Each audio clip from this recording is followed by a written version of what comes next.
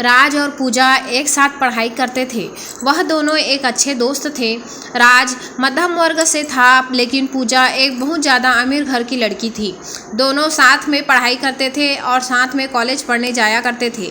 दोनों के घर एक ही गांव में थे, इसी कारण दोनों बाहर भी खेलने जाया करते थे। ऐसे में राज और पूजा दोनों में काफ़ी ज़्यादा गहरी मित्रता हो गई थी। दोनों में काफ़ी ज़्यादा मित्रता होने के कारण वो दोनों एक अच्छे दोस्त बन गए थे। लेकिन दोनों में आपसी में कभी प्यार की बातें नहीं हुआ करती थी। मतलब कि कभी दोनों एक दूसरे को जाहिर नहीं किया करते थे कि वो दोनों एक दूसरे को प्यार करते हैं। धीरे धीरे इनकी दोस्ती और गहरी बनती गई और इन दोनों को दोनों के साथ रहने की आदत हो चुकी थी और दोनों कभी भी अलग नहीं रह सकते थे। धीरे धीरे राज को पूजा से बेइंतहा प्यार हो गया था, लेकिन पूजा को इस बारे में नहीं पता था। पूजा हमेशा चाहती थी कि वह एक अमेरिका तथा विदेश में रहने वाले लड़के से शादी करेगा जो बहुत ज़्यादा अमीर होगा, लेकिन राज एक मध्यम वर्ग परिवार से था। इसी कारण पूजा की ध्यान राज पर नहीं गया। पूजा हमेशा से चाहती थी कि हमें अमेरिका में रहने वाले लड़के जो बहुत ज़्यादा कमाते हैं, मैं उन्हीं से शादी करूंगी और उनके साथ पूरी ज़िंदगी भर खुश रहूंगी। धीरे धीरे समय बीतता गया। पूजा की शादी की उम्र हो चुकी थी। उनके माता पिता उनके लिए लड़के ढूंढने की तैयारी कर रहे थे। जैसे ही एक दिन पूजा ने राज को बताया कि उसके मम्मी पापा उसके लिए लड़का ढूंढ रहे हैं, तो जैसे राज के पैरों के तले ज़मीन खिसक गई। राज पहले से ही पूजा के मन की बात जानता था। वह चाहती थी कि वह एक अमीर लड़के से शादी करना चाहती थी। ऐसे में राज की पूजा से शादी नहीं हो सकती थी। इस कारण से वह चुप ही रहा और जो हो रहा था उसे होने दिया। धीरे धीरे जैसे ही उनके माता पिता लड़का ढूंढने का प्रयास करने लगे, वैसे ही अमेरिका से एक लड़का आया शादी करने के लिए, जिसका नाम पीयूष था। पीयूष बहुत अमीर घर का लड़का था। वह अमेरिका में जॉब करता था और उसके महीने की कमाई तकरीबन $500 प्रति घंटा थी। जैसे जैसे शादी की बात भी चलता गया, वैसे वैसे राज की ज़िंदगी खराब होने लगी थी। वह अपने आप में किसी भी चीज़ पर ध्यान नहीं देता था, साथ ही पढ़ाई लिखाई पर भी ध्यान नहीं दिया करता था। राज को पूजा के जाने का गम सताने लगा।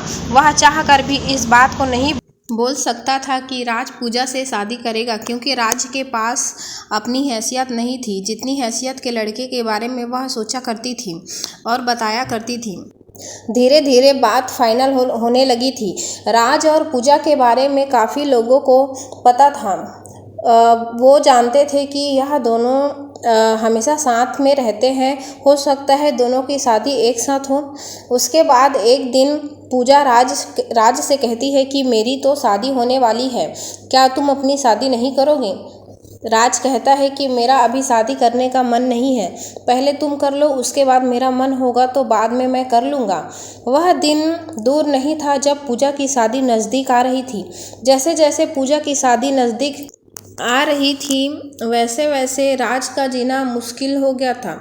वह अपनी लव स्टोरी के बारे में किसी को कुछ कह भी नहीं सकता था और लोगों को यह पता नहीं था कि क्या चल रहा है, कि राज पूजा से प्यार करता है। जैसे जैसे पूजा की शादी नज़दीक आ रही थी, वैसे राज की ज़िंदगी बेदर्द होना शुरू हो गई थी। उसकी लाइफ में कुछ बचा नहीं था। एक दिन राज देखता है कि पूजा के घर में बहुत सारे आदमी आए होंगे और उसके घर में पीयूष, जिससे पूजा की शादी होने वाली थी, वह भी आया हुआ था। जितना देखता है कि राज सब कुछ समझ गया कि पूजा की शादी फिक्स होने वाली है और राज मन ही मन अपनी औकात पर पछतावा कर रहा था कि अगर मेरी भी औकात होती ज़्यादा पैसों की तो आज पूजा से मैं भी शादी कर सकता था। जैसे ही पूजा की शादी फिक्स हो गई, उस दिन रात में राज रात भर सोया नहीं था। वह रात भर अपने बिस्तर में रो रो कर अपने प्यार को याद कर रहा था। राज सोच रहा था कि मैंने प्यार किया तो कैसे किया कि किसी को बता नहीं सकता और ना ही उससे शादी कर सकता हूँ। इसके बाद राज सुबह उठकर पूजा के घर चला जाता है क्योंकि पूजा उसके घर आई थी राज को बुलाने के लिए। दोनों की शादी में महज कुछ ही दिन बाकी थे। पूजा अपनी शादी को लेकर बहुत ज़्यादा खुशी में थी। इधर राज अपनी ज़िंदगी को लेकर रात भर रोया करता था, अपनी सैड लव स्टोरी को लेकर। दोस्तों, हमेशा से ही प्रेमी प्रेमिका के बीच में यही सब होता आया है। जब भी कोई किसी से सच्चा प्यार करता है वह उसे बहुत ही मुश्किल से मिलता है और सच्चे प्यार की कहानी की बहुत जल्दी अंत हो जाती है। अब तो पूजा की शादी होने ही वाली थी। राजेश भी तैयारियों में बिजी था। पूजा राज को अपने साथ कभी मार्केट लेकर जाती थी तो कभी कपड़े खरीदने के लिए, रुक अभी दर्जी के यहाँ जाना है। राज बेचारा पूजा की शादी को लेकर बहुत ज़्यादा तैयारियां कर रहा था। साथ ही राज को मन ही मन बहुत ज़्यादा उदास भी हो रहा था कि उसकी जिंदगी से पूजा जाने वाली है, लेकिन फिर भी वह किसी से कुछ भी नहीं कह रहा था और अपना काम सही और सही समय पर कर रहा था। अब तो वह दिन भी आ गया जब पूजा की सगाई हो रही थी। फिर भी उसके एक ही दिन बाद पूजा की शादी थी। सभी मेहमान लोग आ चुके थे। राज मेहमानों की खातिरदारी कर रहा था तथा अब तो बाराती भी आने वाले थे। पूजा की ओर वह बढ़ते ही खातिरदारी और सम्मान करने के लिए तत्पर खड़े थे। आपको बता देंगी, दिल में इतनी ज़्यादा दर्द होने की वजह से अपनी प्यार की कहानी किसी को बताए बिना चुपचाप सब कुछ सह रहा था। अब तो पूजा की शादी भी हो गई थी। पीयूष उसके साथ घूमने फिरने के लिए तथा हनीमून मनाने के लिए कहीं दूर जाने वाला था। राज मन ही मन उदास हो रहा था। उसने पूजा को खो दिया। चिंता ही छोड़ देते हैं क्योंकि अब तो पूजा की शादी भी हो गई थी। अब तो कुछ नहीं होने वाला था। पीयूष और पूजा दोनों साथ में घूमने के लिए चले जाते हैं। दोनों साथ में जब घूमने जाते हैं, एक मॉल में शॉपिंग करने के लिए जाते हैं। पीयूष और पूजा दोनों जैसे ही शॉपिंग मॉल में शॉपिंग करने के लिए अंदर जाती है तो पीयूष को किसी प्रकार का काम लग जाता है। वह कहता है कि तुम गाड़ी लेकर अपने घर चले जाओ, मैं काम करके घर वापस आ जाऊंगा। जैसे ही गाड़ी लेकर पूजा घर आ रही थी तो गाड़ी में ही फिर उसका मोबाइल छोड़ गया था। उसके मोबाइल में एक लड़की का फ़ोन आ रहा था जिसका फ़ोटो भी उसके कॉलर आईडी पर लगा हुआ था।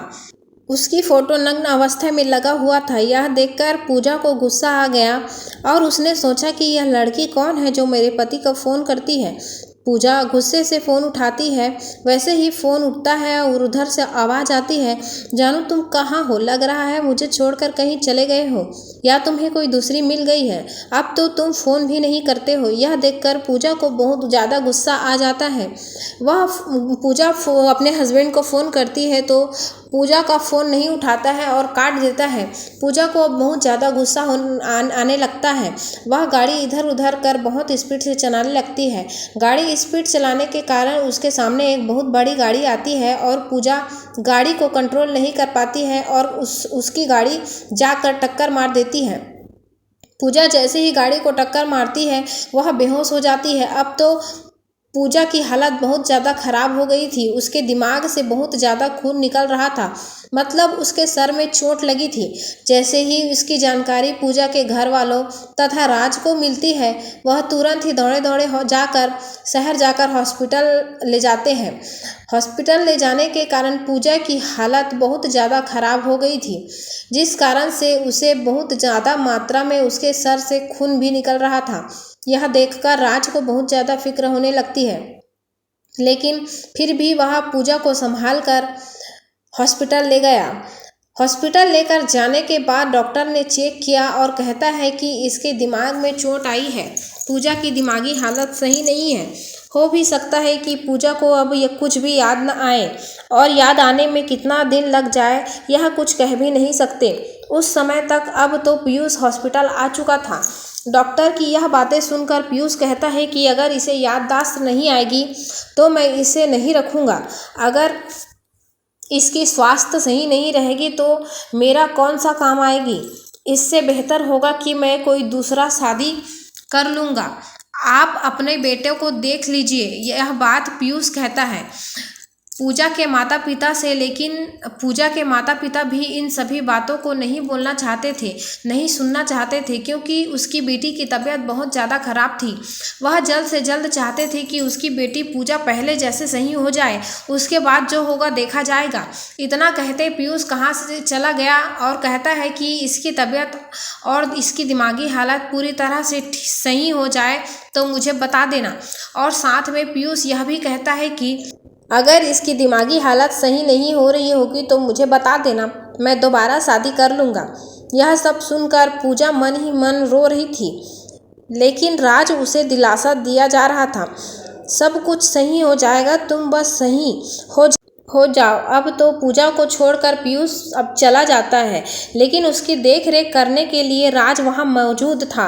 एक दिन और रात एक कर पूजा की अपनी मेहनत से बहुत ज़्यादा सेवा कर रहा था। और फिर इतना भी काम लगता कि मेडिकल दवाई लाना ले जाना या कोई भी काम तो राज किया करता था। सुबह बहुत ज़्यादा मात्रा में फल फ्रूट लाकर दिया करता था, जिसके कारण पूजा को इस पर ज़्यादा प्यार आने लगा था। थोड़ा सा भी दूर नज़र से होता था राज तो तुरंत पूजा राज की चिंता होने लगती थी। लेकिन उसे घर वाले पूजा को कहते थे कि अब तुम हमेशा राज राज क्यों करती रहती हो, राज तुम्हारा कौन लगता है। राज थोड़ा सा भी कोई काम से अपने घर जाता था तो पूजा हमेशा राज को आवाज़ देने का प्रयास करती रहती थी। पूजा को जब भी किसी चीज़ की ज़रूरत पड़ती थी वह तो हमेशा राज से ही मांगा करती थी। एक दिन जब पूजा अपने माता पिता से कहती है कि राज कहाँ है, बुला दो, उसे बात करनी है, तो पूजा के माता पिता कहते हैं कि राज की शादी होने वाली है, राज भी अपनी लिए लड़की देखने के लिए बाहर गया हुआ है। इतना सुनते ही पूजा के दिल में घबराहट होने लगती है और कहती है कि मेरे राज को लड़की की क्या ज़रूरत पड़ी है, आज तो बोल रहा था कि अभी वह शादी नहीं करेगा। फिर उसके माता पिता कहते हैं कि राज की भी शादी की उम्र हो गई है। उसके माता पिता बोल रही है कि शादी करने के लिए इसी कारण से राज अपनी लिए लड़की देखने के लिए गांव से बाहर गया हुआ है। फिर वह कहती है कि मुझे उसे ज़रूरी काम है, उसे जल्दी बुला दो। राज के माता पिता तथा राज दोनों तैयार हो रहे थे लड़की देखने जाने के लिए। तभी पूजा के माता पिता का फ़ोन आता है कि राज कहाँ है। राज के पिताजी कहते हैं कि राज अभी तैयार हो रहा है, उसके बाद हम दोनों लड़की देखने के लिए निकल जाएंगे। उसके बाद पूजा के पिताजी कहते हैं कि पूजा राज को खोज रही है, शायद उससे कोई ज़रूरी काम होगा, इसीलिए राज को थोड़ा सा समय निकाल कर बोलना कि पूजा उससे मिलने के लिए चाह रही है और कुछ देर के लिए वह अस्पताल आ जाए, फिर उसके बाद यहाँ से लड़की देखने के लिए जा सकता है। फिर उसके बाद राज अस्पताल आता है पूजा से मिलने के लिए। उसके बाद पूजा कहती है कि क्या तुम शादी करना चाहते हो मुझसे, क्योंकि पूजा एक दिन राज को अपने रूम में रोते हुए सुन लिया था और वह यह भी जान दे गई थी कि राज उससे प्यार करता है। उसके बाद राज कहता है कि मैं तो हमेशा से ही तुमसे प्यार करता हूँ, करता था और करता रहूँगा। ऐसे में अगर तुम मुझसे प्यार करती हो तो मुझसे शादी कर सकती हो, वरना मैं लड़की देखने के लिए अपने पिताजी के साथ जा रहा हूँ। उसके बाद पूजा राज का हाथ पकड़ लेती है और कहती है कि मैं तुम्हारे साथ जीना और मरना चाहती हूँ। मैं भी तुमसे पहले से ही प्यार करती थी, लेकिन मैं अपने प्यार को समझ नहीं पा रही थी। मुझे तो इतना अमीर लड़का चाहिए था तो शादी करने के लिए, लेकिन आप मेरा सोच बिल्कुल बदल चुका है। अब मैं तुमसे शादी करने के लिए तैयार हूँ। फिर कुछ दिन बाद पूजा पूरी तरह ठीक हो जाती है और फिर अपने घर वापस चली जाती है। उसके बाद पूजा के पिताजी उसके माता पिता को बुलाता है और कहता है कि आपके बेटे ने कहा था कि वह पूजा से शादी नहीं करेगा, हम लोग आपका सारा रिश्ता तोड़ रहे हैं। इसके बाद पीयूष माफ़ी मांगता है और कहता है कि मैंने गलती से बोल दिया, तो मुझे लगा कि अब पूजा सही नहीं होगी, लेकिन अब तो पूजा बिल्कुल सही हो गई है। मुझे ही पूजा को रखने की में कोई आपत्ति नहीं है। लेकिन पीयूष की हकीकत जानने के बाद पूजा कहती है कि उसका चक्कर बाकी अन्य लड़कियों के साथ भी चलता है, इसी कारण से मैं भी फिर उससे शादी नहीं कर सकती हूँ। उसके बाद पीयूष बहुत ज़्यादा मिन्नतें करता है, हालांकि राज के माता पिता और पूजा के माता पिता नहीं मानते हैं। उसके बाद पूजा अपना रिश्ता सारा उससे तोड़ देती है और दोनों फैमिली के बीच पूरी तरह रिश्ता ख़त्म हो जाता है। उसके बाद पूजा की शादी धूमधाम से सभी के आज्ञा के अनुसार होती है। शादी के दिन पूजा और राज बहुत ज़्यादा खुश थे। पूजा को क्या मालूम चल गया था कि पैसा कुछ भी नहीं होता अगर ज़िंदगी में प्यार नहीं है तो, लेकिन क्योंकि पैसा तो कमाया जा सकता है, लेकिन एक अच्छा इंसान जो प्यार करने वाला होता है वह कभी नहीं मिल सकता है। पूजा को यह अच्छी तरह से मालूम हो गया था कि जिसके पास ज़्यादा पैसा रहता है वह ज़्यादा ही लड़कियों के चक्कर में रहता है, और जो बाहर देश में रहता है वह तो बहुत लड़कियों के साथ चक्कर में रहता है। इसी कारण से वह अपने पड़ोस में रहने वाले राज से शादी करने का फैसला किया था। अब तो शादी करके दोनों अपनी अपनी ज़िंदगी बहुत अच्छे से और बहुत मस्ती के साथ गुजार रहे हैं। दोस्तों, हमारी आज की कहानी अगर अच्छी लगी हो तो एक लाइक कर दीजिएगा, साथ ही चैनल को सब्सक्राइब कर दीजिएगा। Thank you for watching my videos.